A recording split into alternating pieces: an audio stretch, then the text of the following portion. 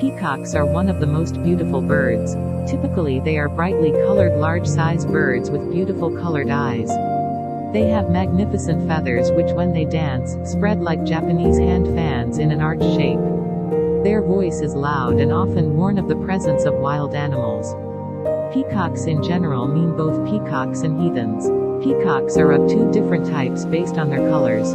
Blue-colored peacocks are found in India and Sri Lanka and a smaller extent in Pakistan. Green peacocks are found in Java and Myanmar. Some are found in Africa, particularly in Congo. Like pigeons, they come to homes in rural areas and can be domesticated. They feed mainly on insects and grains. They also prey on small snakes, lizards and rodents. They fly to sit on top of trees or buildings but don't fly very high or too long. They prefer to live on the ground in small groups.